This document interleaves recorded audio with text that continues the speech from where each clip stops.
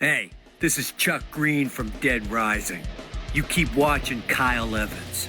This guy rocks. And don't forget to bring your Zombrex. Come visit me on Instagram. Chuck Green out. Alrighty, what is going on everyone? So seeing as though Dead Rising Deluxe Remaster is releasing in about a month or so, I thought I would have a deeper look into the past Dead Rising games, in particular Dead Rising 3. And seeing as though the general consensus for this game seems to be that it's either underrated or just completely forgotten, I thought I would have a look at 10 features that only appeared in Dead Rising 3. Starting with number 1, multiple playstyles.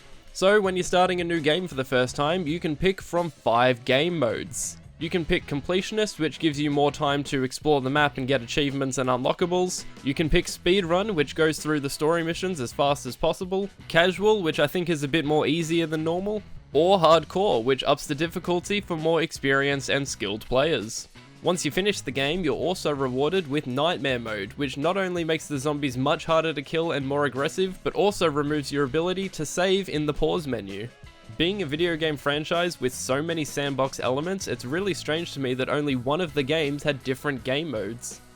Number 2, Survivor Bulletin Board. So with this feature, once you save a survivor, you can actually take them out of the safe zone and put them on many different quests, either attacking zombies and enemies, following you around, or scavenging for different resources. Check around here. You bet.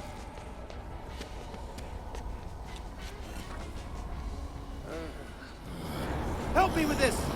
Okay, asshole.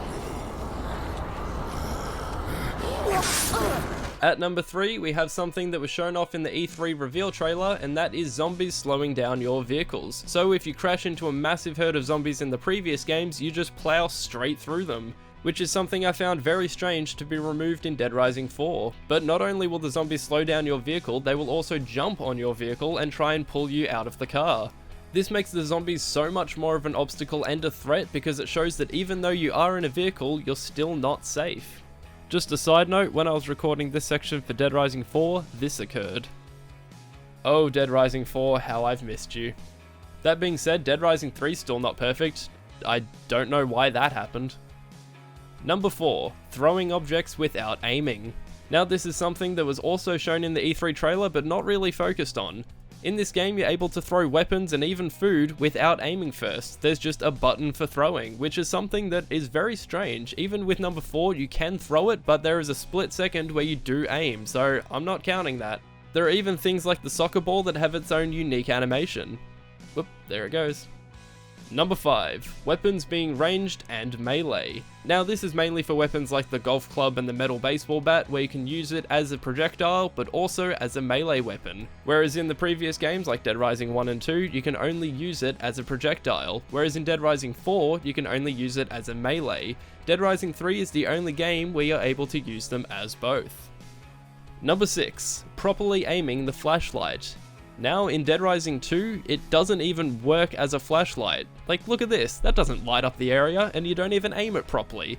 In Dead Rising 3, you can aim the flashlight properly to see where you're looking in dark areas, because that's what flashlights do. Number 7, weapon and vehicle lockers. Now this is definitely a broken mechanic, and I can understand why they removed it in Dead Rising 4. With any weapon that you pick up or vehicle that you drive, that is stored away, and you can spawn it whenever you get to its respective locker. Which is definitely a broken mechanic, because you can just spawn a roller hog whenever you get to a garage, or you can spawn 4 defilers just whenever you want. Something that was kind of tweaked in Dead Rising 4, where in your safe houses you have weapon and vehicle vendors, which only have specific weapons and you have to buy them. You can't just spawn as many as you want, unless you have the money for it. Number 8, Smart Glass and Kinect interactivity. Now, seeing as though this was a launch title for the Xbox One, I can understand why they tried to include as many Xbox accessories as they could. With the Kinect, you can attract zombies by using an audio lure, which I'm not sure why you'd want to do that, or when you give instructions to the survivors, you can just say it verbally. Again, I'm not sure why. With the addition of Smart Glass, you'll have access to unique ways to deal with the zombie outbreak. No, you can't, because it's been discontinued and you can no longer download it, making all of its features completely useless. Including these ZDC boxes that are sprawled all throughout the map, now unable to be opened, and they're just sitting there taunting you. Let's just go ahead and call in some artillery support now. Oh my...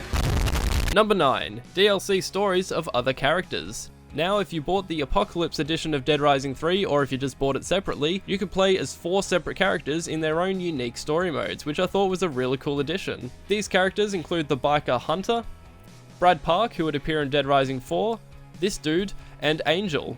Should I look his name up, or is it funnier if I just say this dude? Honestly, I think these side stories are fun enough, and it's good to just play as someone aside from the main character for a bit.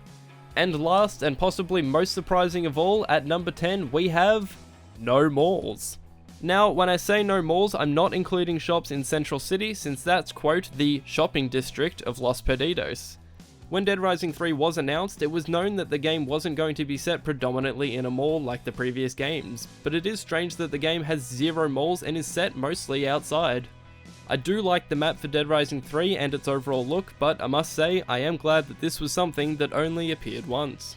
So, those are the 10 features that I found that only appeared in Dead Rising 3. If you know of any that I missed, comment down below and let me know, and if there are enough, I might even do a part 2, or features that only appeared in certain Dead Rising games. But with that being said, I really enjoyed going back to Dead Rising 3 and having a proper look at it. I do definitely think that the game is underrated in certain ways and was kind of overlooked as being too much of a step away from Dead Rising, but I think it gave some welcome changes. So that does it for this video. Thank you so much for watching, I hope you enjoyed it, and if you did, please click the like button, and I will see you all in the next video. See yas!